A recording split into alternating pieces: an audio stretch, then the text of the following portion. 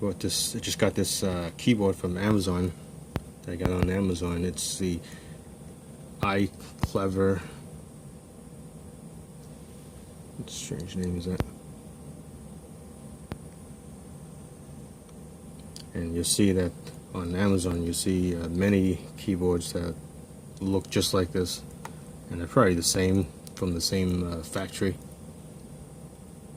The positioning, buttons, and everything is always exactly the same. The charging, the specs, and everything is exactly the same. So you see like iclever, you see like QQ, you see a bunch of different names, and they're all from the same factory probably. There's no adapter, there's no dongle anywhere. If you see, there's no opening for a dongle. There's no dongle storage. There's no cover for battery. It's got no dongle. It's got no oil covering for battery. It's got a built-in battery that you cannot change. Like down to you're gonna need to change it. And if you do, there's several screws. You could probably find the battery on eBay or whatever. So it does not come with a Bluetooth adapter. So you need to, whatever you're using with, you need to have its own separate Bluetooth, and it's standard Bluetooth 3.0. I was able to pair it with a Raspberry Pi 3, a Raspberry Pi Zero, the one with the built-in wireless, and Bluetooth, the Wi-Fi Bluetooth adapter that's built into a Raspberry Pi 3 and Zero W. I was able to pair it with my phone, an Android phone, a Samsung, and it doesn't show you the machine address on it anywhere, so you have to kind of guess, but it shows up as keyboard. So if you wake it up, and then after like a minute or so, it shows up as Bluetooth. So you just pair it up, and there's no passcode or anything like that, so it just connects. I'm not sure if that's very secured. Not exactly very secured, but that's how it is. So yeah, it comes with a keyboard, this little charger cable here. It's a standard micro USB B. A is the rectangular one, B is the chiseled one, the beveled. And it's the standard, same one you use to charge your phone. Comes with this, whatever. And there's no instructions, it just comes with this thing here.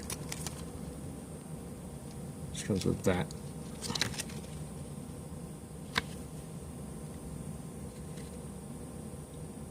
So you could pause and look at it. It's got all kinds of details on there though. QWERTY keyboard. I'm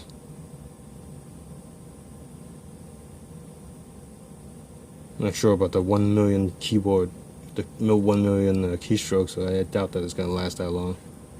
You click on the buttons, you'll see it. I highly doubt it's going to last 1 million keystrokes, and don't expect it anyway. The other specs are probably correct, probably. Okay. So that's the rest of that stuff.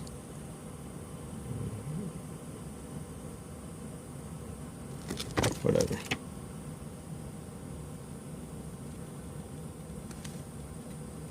And on the other side, it's exactly the same. I don't know why they printed on both sides. That's how it is. They printed it double. That's the model of the keyboard, which may not be any point to it because they all seem to be from the same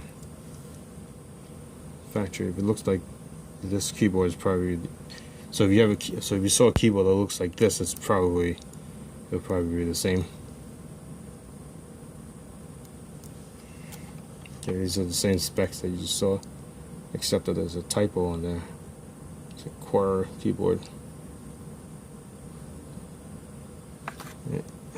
So like I said, it works for the Raspberry Pi 3, and there's been questions about it, so let's try to pair it up with Raspberry Pi 3. Just to show you that it does work, here's the keyboard here.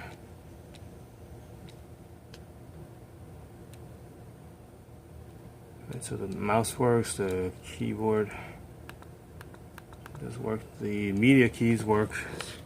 So let's go to the media. Here, volume control. There's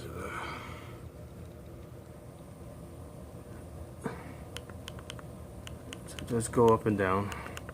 Mute.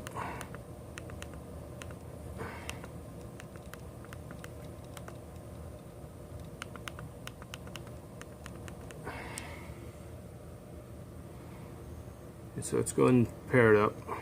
So I unpaired it, and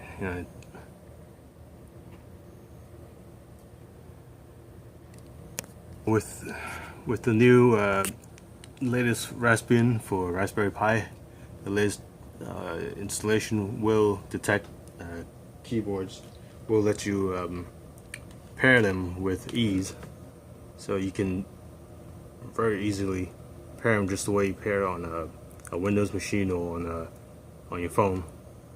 So you just add the device, which is very familiar with, what you should be familiar with, and you just wait and wait and wait and wait. What you do is, so if your keyboard's off, just turn it on, start that, and then press the Bluetooth key.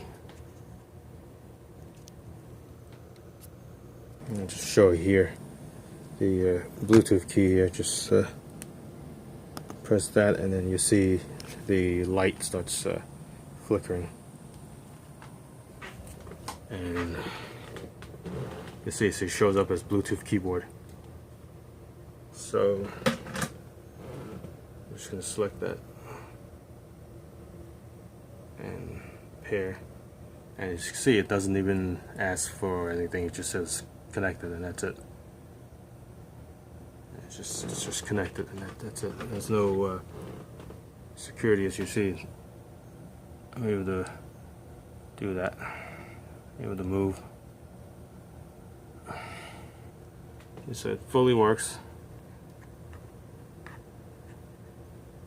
now, and so the menu key works. The control escape works. Okay. The Windows key, for whatever reason, doesn't seem to work. But the one that says Win doesn't work. But the one with the Windows logo works. This key sometimes works for the menu. This key here, the one with the globe,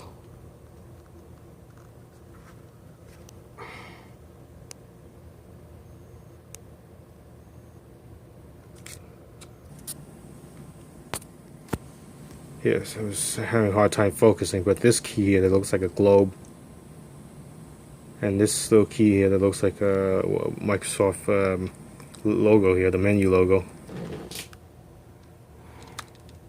So the menu button works.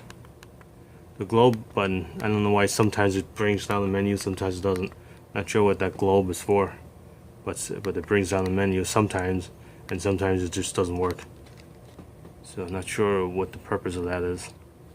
The home key here, the little home key here, in Android it works like the home key that brings you back to the home page, or on a Samsung it works exactly like the Samsung home button. Hit backspace, delete, and this is for the backlight.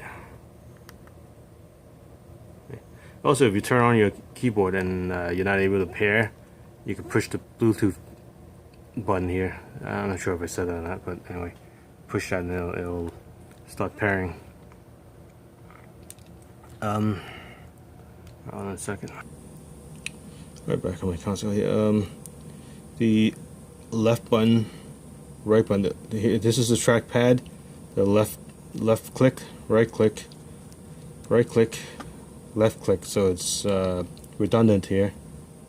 And I'm actually glad that it is redundant, because when you're using with one hand, you know, you can either left click with the same hand, or you could use your left index while your thumb is on the touchpad. You know, you could left click, right click, left click, right click.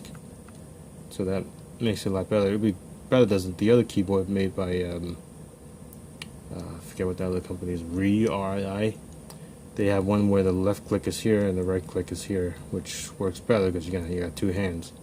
So here you got to use your right hand for two things, which, you know, depending on what you're doing, may not be an issue. If you rarely use the right button, then maybe it's not an issue. So there's been questions about the backlight.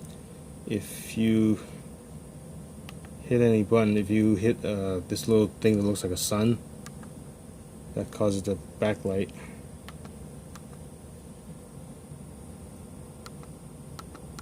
Okay, I guess if I dock in the room, you might see it better. So yeah, dock in the room, and here's the keyboard. You can turn off the light, the backlight. You can turn it off, so that if you hit any key, nothing happens. Or you can turn on the backlight, and if you hit any key, it turns on, and then after like a minute or so, it turns off. So it'll switch off after about a minute. And if you want to turn it back on, you can hit any key or the touchpad. If you move the touchpad, it'll light up. If you hit any key, it'll light up, and after a minute, it shuts off. Okay, so I paused it for about a minute, and light is off. So if I just move the touchpad here, it lights up. And also, it falls asleep after a few minutes. They say 3 minutes. So if you just move the mouse, if it just fell asleep, you know, after 3 minutes, it's on standby. If you just move the mouse, if you move the touchpad, or if you click on any of the keys here, spacebar, or actually the shift key would be safer, it'll reactivate it after like a few seconds, maybe 5-6 seconds. It reconnects, and then you can use the keyboard again. And if it's off, which you know, if I switch it off, so let me switch it off, and I'll switch it back on, and see what happens. See how long it takes to reconnect. It hasn't connected yet. Since I'm moving my finger here, nothing's happening yet. So okay, now it's connected. So it took about 10-15 seconds, and it reconnected from off to on. I switched off the keyboard and switched back on with this key here. This switch here switches on and off. Right. The only other annoyance is that since it's got the backlight, you know, you're assuming that you're gonna use it in a dark place. Means that some people, not everyone, but you know, some people when you use it in a dark room, the backlight, you know, it's kind of bright there. Backlight's very bright, otherwise. Is it malfunctioning already? Alright, something's wrong with this keyboard.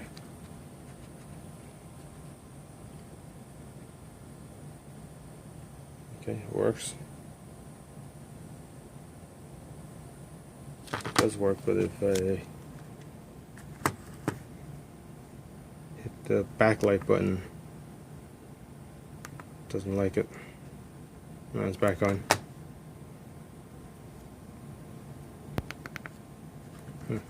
Just found a bug. It didn't happen again, so I can't reproduce it. So I don't know why.